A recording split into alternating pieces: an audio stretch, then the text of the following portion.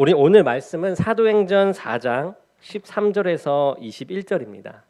사도행전 4장 13절에서 21절입니다.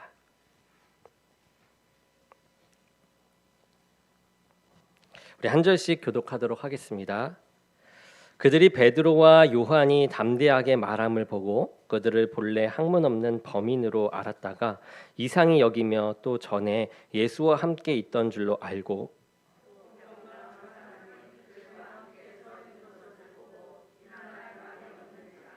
명하여 공회에서 나가라 하고 서로 의논하여 이르되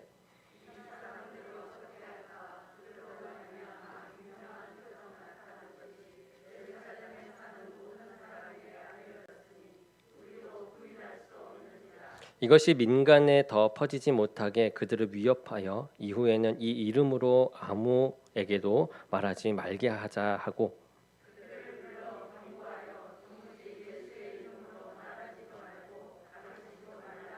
베드로와 요한이 대답하여 이르되 하나님 앞에서 너희의 말을 듣는 것이 하나님의 말씀을 듣는 것보다 옳은가 판단하라. 관리들이 백성들 때문에 그들을 어떻게 처벌할지 방법을 찾지 못하고 다시 위협하여 놓아 주었으니 이는 모든 사람이 그 된 일을 보고 하나님께 영광을 돌림이라. 아멘. 아멘. 제가 잠시 기도하고 시작하도록 하겠습니다. 사랑해 주님, 감사합니다. 오늘 찬양과 기도에 그 하나님의 말씀이 들어간 줄 믿습니다. 그 뜻대로 온전히 하나님의 말씀을 전할 수 있도록 주의 종의 입술과 생각과 마음을 주관하셔서 주의 이 흐름을 깨지 않고 온전히 우리가 받아 큰 은혜를 받고 큰 깨달음과 큰 위로와 큰 사랑을 받으며 나아갈 수 있는 시간 되게 도와주시옵소서. 함께 하실 주님 믿사오며 예수 그리스도의 이름으로 기도드립니다. 아멘. 아멘. 오늘 말씀은 이 담대한 제자들이라는 제목으로 말씀을 전하도록 하겠습니다. 우리가 예수님을 믿을 때에 삶의 변화가 오게 되는데요. 그 변화 중에 하나가 바로 오늘 말씀의 제목처럼 이 담대함입니다.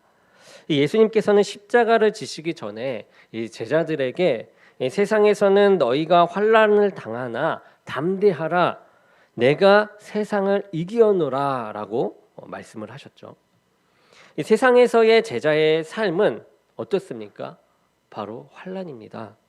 그런데도 세상을 상대할 때 이 담대할 수 있다라는 것은 예수님께서 세상을 이기셨듯이 예수님을 믿는 우리에게도 세상을 이기는 그 승리가 있음을 우리가 믿기 때문이죠. 믿기 때문이죠. 네, 감사합니다. 네. 순간 믿기 때문이죠 했는데 아무 일도 없어서 네, 그렇습니다. 네. 여러분은 예수님을 믿고 어떻게 이 담대함이 생기셨나요? 예수님은 담대하라고 하시는데 세상 염려에 눌려서 제대로 믿음 생활을 하고 있지 못하는 것은 아닙니까? 오늘 말씀을 보게 되면 예수님의 당부처럼 베드로와 요한이 담대하게 변화된 이 모습을 볼 수가 있어요. 그들은 예수님의 죽으심과 이 부활을 전하다가 공회원들에게 이제 눈밖에 나게 돼요. 공회원들의 눈밖에 나게 됩니다. 그래서 그리고 나서 공회에서 베드로와 요한을 소환하게 돼요. 공회라고 하는 곳은 당시 이 유대인들에게 있어서 이 최고의 권력 기관이었어요. 구성원들도 대단합니다. 어떤 사람들이었냐면은 대제사장들, 또 장로들, 서기관들, 관리들 등등 그런 유대 사회의 이 최고 지도자들이 이 공회를 구성하고 있었어요. 한마디로 이 공회원들은 자신들이 원하는 대로 할 수 있는 그런 막강한 힘, 그 힘을 가지고 있었던 것이죠. 그런데 베드로와 요한이 그들에게 잡히게 됩니다. 잡혔습니다. 공회원들은 예수님을 전하는 제자들이 마음에 들지 않아요. 그래서 제자들을 잡아서 처벌을 하려고 했던 것입니다. 공회원들 앞에 서 있는 이 제자들의 모습은 마치 고양이 앞에 쥐와 같은 모습이에요. 그런데 오늘 말씀을 보게 되면 이 제자들의 모습은 쥐와 같이 이 겁먹은 자의 모습이 아니었다라는 겁니다. 도리어 담대하게 예수님을 증거하는 사자와 같은 그런 모습이었다라는 거죠. 이런 베드로를 비롯한 이 제자의 모습을 보면서 공회원들은 상당히 이상하게 여겼습니다. 예수님의 제자들이 학문 없는 그런 범인이라고 여겼는데 말하는 것도 똑똑하고 또한 이 담대하게 말하는 것을 보았기 때문에 너무 이상히 여겼던 거예요. 오늘 우리는 공의 앞에서 담대하게 행하는 제자들의 이 모습을 보면서 세상을 향한 이 성도의 대담함, 그 대담함은 어디에서 오는가 한번 보려 합니다. 그리고 이 믿음으로 살아갈 때 세상에서 여러 도전과 우리가 유혹을 받게 되지만 담대하게 세상과 맞설 수 있는 우리 모두가 되기를 축원하는 마음으로 함께 보기 원합니다. 우리가 예수 그리스도를 믿는 믿음이 확실할 때 우리는 세상에 대해서 담대할 수 있어요. 무엇이 확실할 때요? 예수 그리스도를 믿는 믿음이 확실할 때요. 예, 감사합니다. 4장 2절에 보면 이 공회원들이 제자들을 잡아온 것은 제자들이 예수님의 죽음과 이 부활을 사람들에게 가르치는 것을 싫어했기 때문이고요. 또 제자들로 인해서 이 예수님을 믿는 사람들이 점점 늘어났기 때문에 그래요. 자신들의 생각에 맞는 그런 믿음이 자란다기보다는 정말 예수 그리스도를 믿는 사람들로 늘어나고 발전했기 때문에 그런 거죠. 이 제자들이 공회에 잡히기 전에 있었던 이 기록을 보게 되면 사람들이 제자들의 말을 듣고 예수님을 믿었는데 그 숫자가 남자만 5천 명이 되었다라고 해요.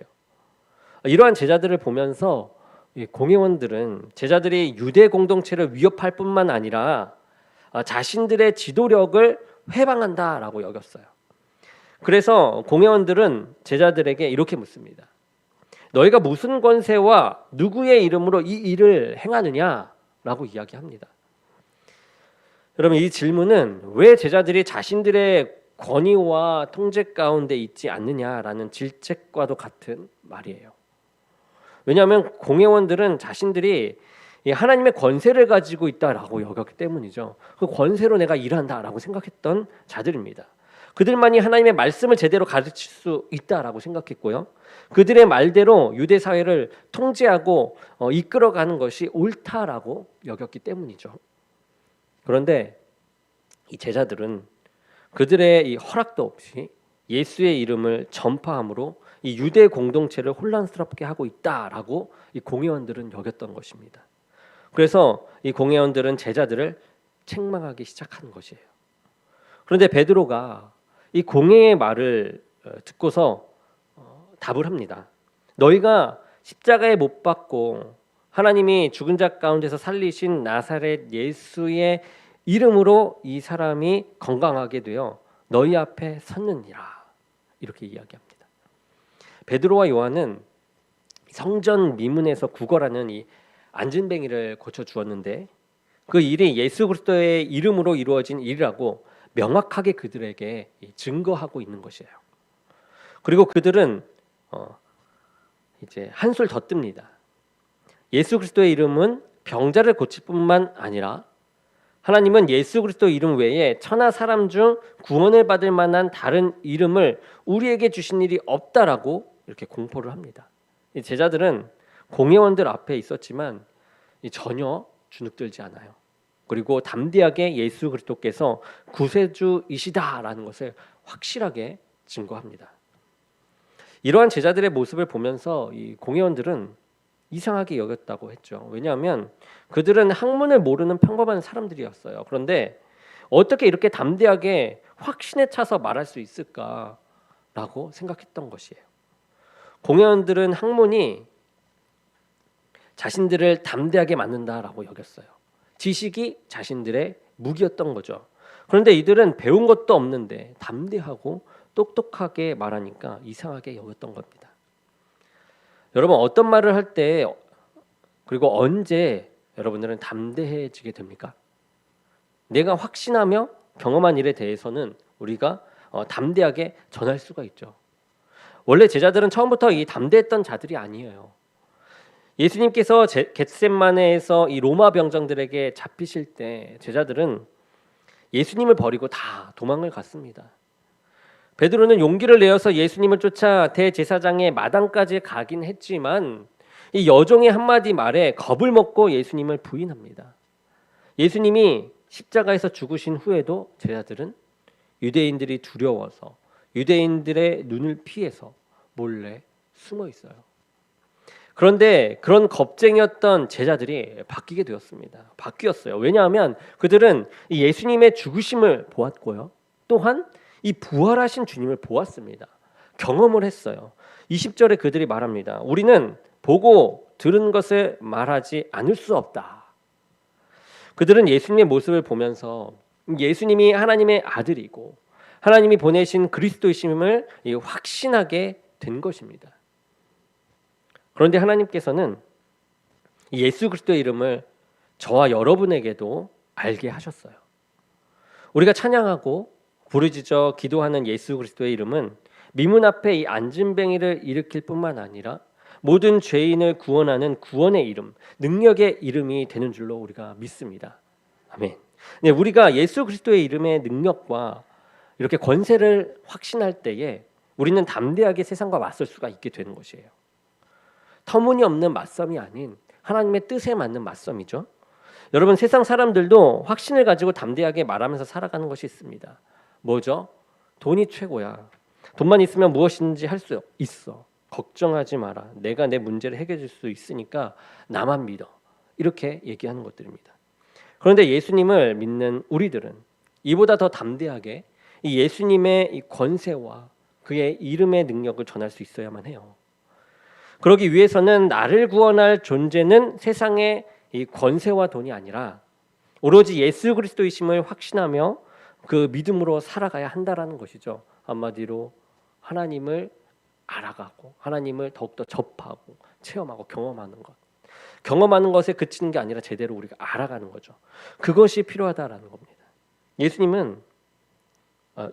예수님이 여러분을 이 세상에서의 이 환난과 죄악으로부터 구원하시고 승리케 해주신 분이라는 것.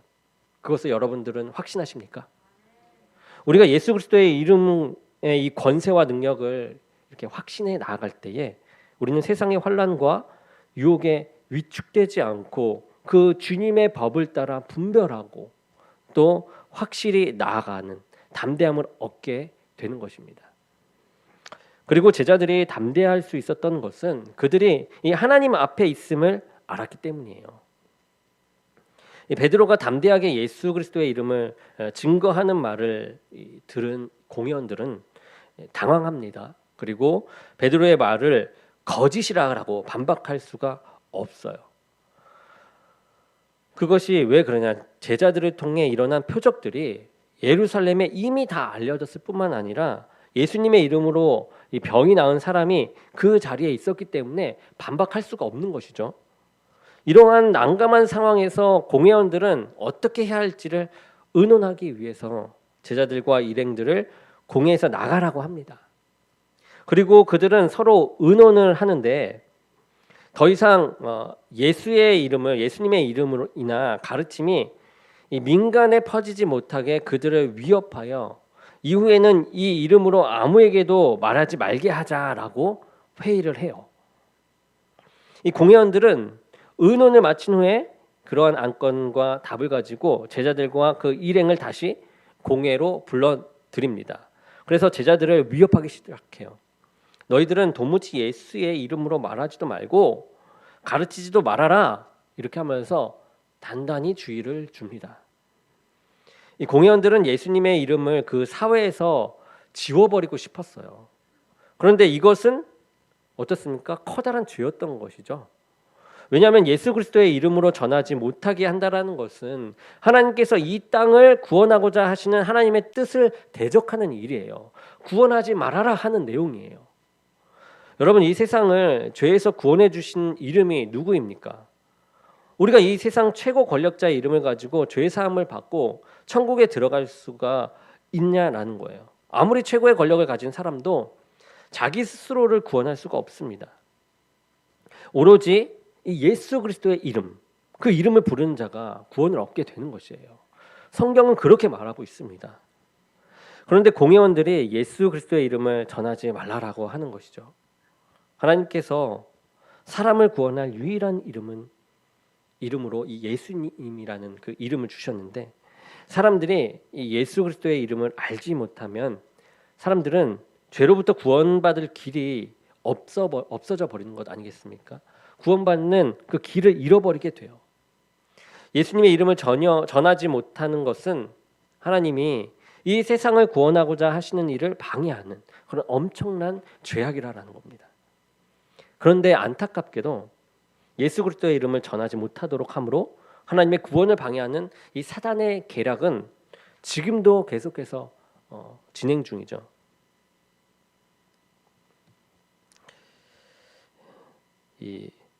어떤 분이 알고 있는 군대 채플린이라고 있다고 합니다. 그분이 말씀하시기로 군대에서 기도를 할 때에 예수님의 이름으로 기도하지 못하고 신의 이름으로 기도하도록 되어 있다고 해요.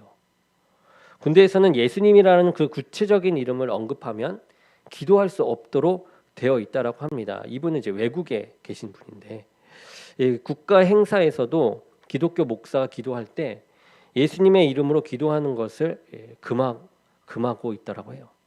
여러 가지 타당한 사회적인 이유를 들어서 못하도록 하는 것이지만 영적으로 볼 때에는 이것은 예수님의 이름을 이 땅에서 지워버리게 하려는, 제거함으로 사람들을 구원에 이르지 못하게 하는 사단의 계략이 되는 것이죠.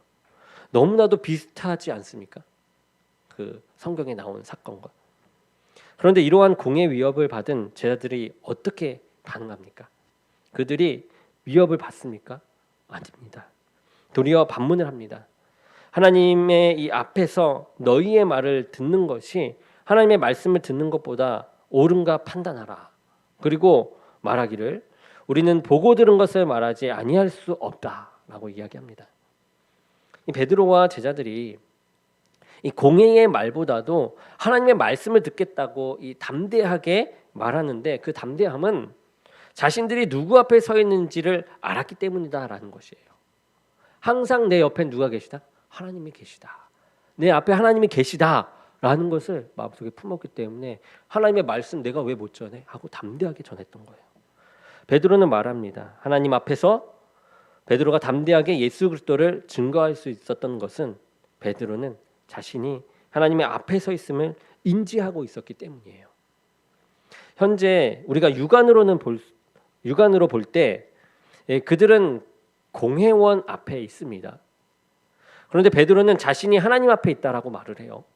하나님의 사람들은 자신들이 하나님 앞에 있음을 늘 인식하며 살아가는 자들입니다.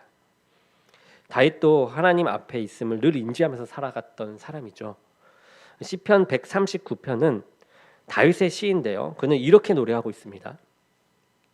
내가 주의 영을 떠나 어디로 가서 주의 앞에서 어디로 피하리까? 내가 하늘에 올라갈지라도 거기 계시며 스올에 내 자리를 펼지라도 거기 계시니라.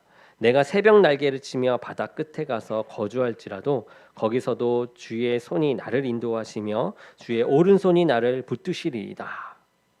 이 성도는 자신이 하나님 앞에 있음을 늘 인식하면서 그 믿음의 근거에서 사는 사람들입니다. 내가 하나님 앞에 있음을 믿을 때에 사람이 아니라 하나님께서 보시기에 옳은 대로 살아갈 수가 있게 되는 것이죠. 내가 하나님 앞에 있음을 깨달을 때 믿음 가운데 이 환난을 당할지라도 하나님의 이 함께하심을 믿고 담대하게 나아갈 수 있는 것이에요. 도약할 수 있는 힘을 얻게 되는 것입니다. 내가 하나님 앞에 있음을 깨달을 때 하나님을 경외하는 삶을 살아가게 되는 것입니다. 그런데 하나님을 믿는다고 해서 모든 이들이 자신들이 하나님 앞에 있음을 깨닫고 사는 것은 아니죠. 베드로와 함께 있던 공회원들은 자신들이 하나님 앞에 있음을 감지하지 못했어요. 그러다가 하나님의 뜻이 아니라 자신들이 원하는 대로 판단하고 행하게 됩니다. 오늘날 이 세상 사람들은 그들이 하나님 앞에 있음을 깨닫지 못하고 살아가는 사람들입니다. 그들은 하나님을 투명 인간으로 만들어 버려요. 하나님을 무시하고 별로 신경 쓰지 않고 자신의 마음대로 살아가죠. 예수님을 믿는다고 하면서도 하나님을 이 투명 인간으로 만들어버리는 사람들도 있습니다. 오히려 이게 더 위험한 것이죠. 하나님의 뜻에 전혀 상관하지 않고 자신의 생각과 그 뜻대로 행하는 사람들입니다. 제자들은 공회원들 앞에서 담대하게 말해요. 판단하라.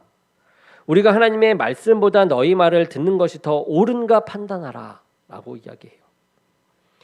예수님을 믿는 후에 변화되는 것은 바로 이 판단의 기준, 그것이 달라진다라는 거예요. 한마디로 분별력이 생긴다라는 거죠.